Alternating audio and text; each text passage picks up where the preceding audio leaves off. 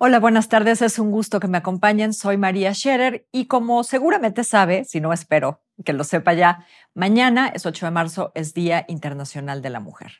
Hay muchos temas pendientes en la agenda de las mujeres y para hablar de eso tenemos hoy aquí en el estudio a Rebeca Ramos.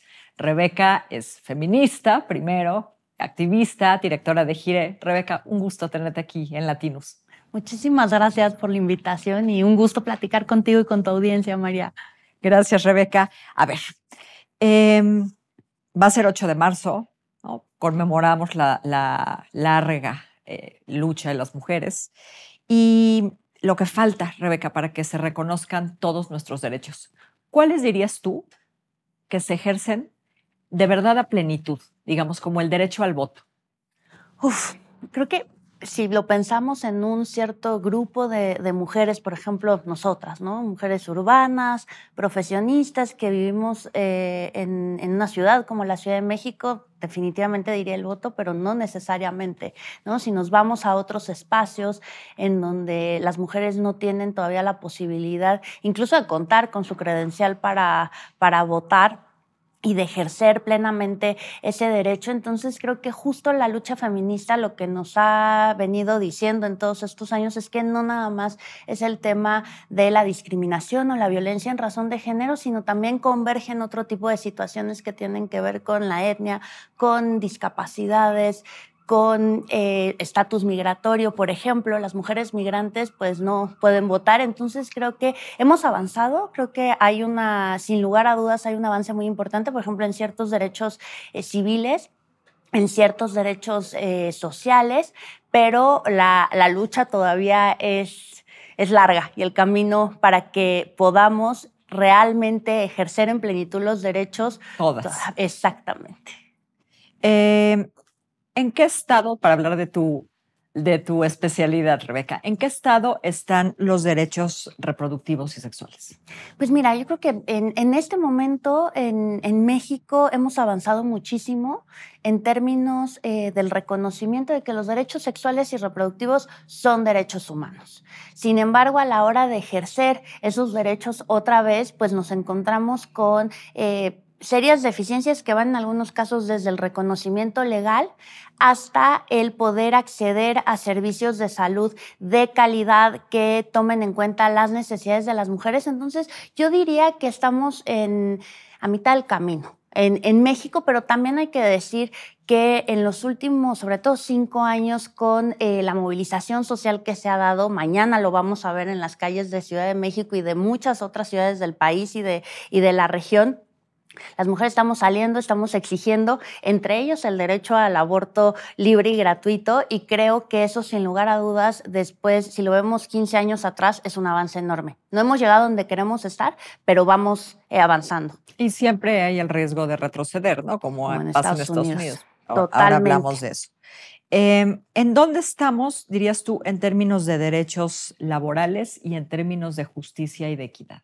Mira, yo creo que en términos de derechos laborales, en México tenemos un serio problema en términos de la formalidad, ¿no? Si vemos cómo la mayor parte de las mujeres que trabajan de forma remunerada no están en el sector formal de la economía, del sector laboral, eso implica una serie de deficiencias y de inseguridades en términos del mismo trabajo, pero también el acceso a otros derechos que tienen que ver, por ejemplo, con la seguridad social. Una mujer que no está en un trabajo formal, si tiene un hijo, pues no va a acceder a licencias de maternidad, no va a acceder a permisos de lactancia. Entonces creo que ahí hay un déficit importante que hemos venido poniendo sobre la mesa, pero si me preguntas, creo que vamos retrasados. Además, si lo comparamos con otros países, incluso de la región. Entonces creo que ahí hay mucho por avanzar en términos no solamente de la legislación, sino del ejercicio de los derechos.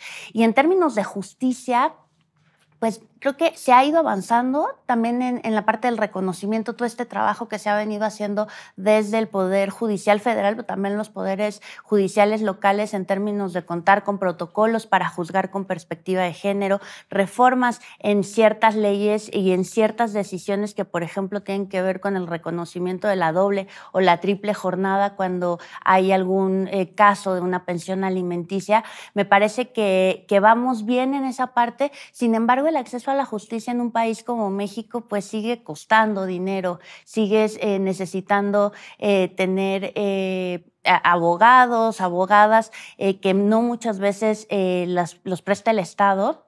Y también para las mujeres no necesariamente es tan fácil iniciar un procedimiento porque hay una serie de condiciones personales, familiares, que no les permite denunciar en casos de violencia o presentar una demanda de divorcio en caso de que ya no se quiera continuar, por ejemplo, con un matrimonio, porque su situación personal pues no les permite tener esa autonomía. Entonces, creo que vamos por un buen camino. El que se haya nombrado recientemente a la ministra Norma Lucía Piña como presidenta de la Suprema Corte de Justicia de la Nación, sin lugar a dudas, es un paso muy importante, no únicamente en términos prácticos, sino también en lo simbólico. Que hoy la cabeza de uno de los 3 poderes de este país sea una mujer que además ha tenido una trayectoria muy importante en el mundo de la impartición de justicia es importante, pero otra vez, y lo vengo diciendo todo este tiempo, hay que ver esas condiciones sociales, esas condiciones económicas que no necesariamente permiten a las mujeres poder acudir a los tribunales, poder acudir a presentar una denuncia. Bueno, en lo simbólico puede que tengamos 2 candidatos a la presidencia. Sí, ya veremos. Ya veremos si son buenos candidatos o no, pero eso es harina de otro costal. Exacto. Rebeca, la más reciente ola del feminismo, ¿no? Tiene que ver más con acoso sexual, con estándares de belleza, con diversidad, ¿no? En estos temas, ¿en dónde estamos?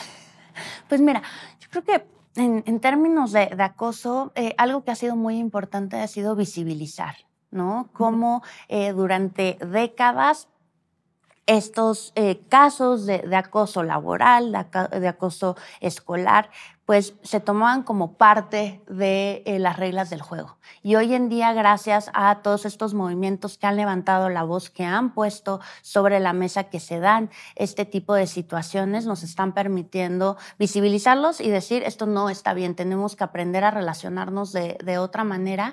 En ese sentido, me parece que ha sido muy positivo, pero otra vez nos enfrentamos a un sistema de justicia que no necesariamente tiene todas las herramientas ni toda la infraestructura para atender ese tipo de situaciones, y en sociedades en donde no necesariamente en todos los espacios se ha dejado de normalizar esa situación. Entonces yo creo que esa parte de la violencia que tiene que ver con los acosos tiene un elemento muy importante que es en lo cultural, y eso pues no necesariamente avanza tan rápido como avanzan nuestras exigencias. Entonces creo que ahí hay un camino importante, sobre todo a nivel de lo social y de lo cultural, para dejar de relacionarnos de esa manera. Muchos hombres, muchas personas siguen sin entender por qué está mal decir un piropo en la calle, por qué, y no entienden en dónde está el meollo del asunto, que es las mujeres no somos objeto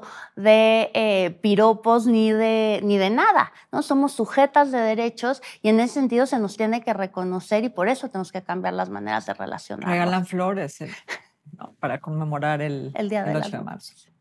No, es que hay que cambiar la mentalidad en ese sentido, en lugar de, y sigue habiendo como esta idea de que el 8 de marzo es una suerte de 10 de mayo. ¿No? Y entonces hay que reconocer qué maravillosas son todas las mujeres, o porque yo tengo mamá, porque tengo hermanas, yo las respeto. Y no va por ahí, va en términos de reconocernos eso como personas, como agentes de nuestras propias decisiones, no sujetos de protección, que es cuando bien nos va, es como se nos ha visto en estas sociedades, en el caso de México. Con condescendencia, ¿no? Totalmente. En el mejor de los casos. Exacto. Rebeca, déjame volver a la diversidad, ¿no? ¿Dónde están paradas las mujeres trans, ¿no? Porque siento que hay incluso no sé, quizá yo lo malinterprete, pero una, una especie como de como que nos han querido enfrentar, ¿no? A las mujeres con las mujeres trans. Yo creo que ahí estamos pasando por un momento muy complejo a nivel de los feminismos en México y en la región y en otras partes del mundo, justo en términos de estas posiciones excluyentes, ¿no?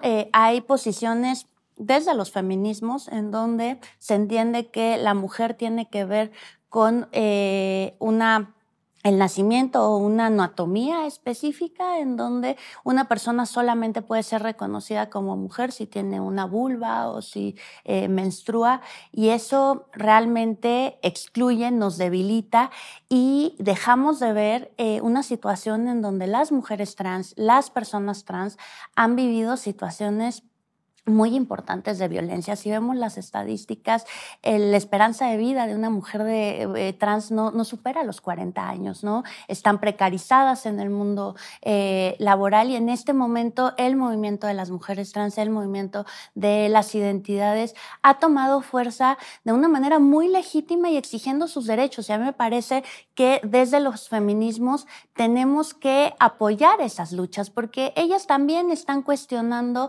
estas imposiciones del género, ¿no? Que si naces de determinada manera tienes que ser y comportarte de esa forma, y para mí, desde el feminismo que yo ejerzo y que desde Gire ejercemos, no lo vemos como luchas separadas, ¿no? Son luchas que nos complementamos, que nos hacemos más fuertes. Si regresamos, por ejemplo, a lo que sucedió en Argentina en 2020 con la despenalización del aborto en las primeras 14 semanas de gestación, esa movilización social tan fuerte que dio origen a la marea verde y que permitió ese cambio legislativo, se hizo no solamente con los colectivos feministas, se hizo de la mano de los movimientos por la diversidad de las mujeres trans, de los hombres trans, de las mujeres, de las personas no binarias, y se logró este cambio tan importante y se dio inicio a este movimiento tan importante. Entonces creo que ahí hay una muestra muy contundente de la necesidad que tenemos unas de otras, porque al final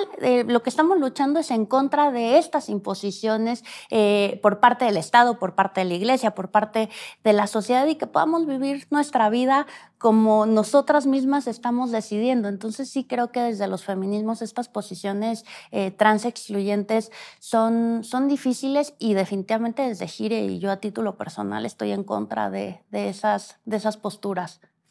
Rebeca, mañana marchamos. Mañana marchamos.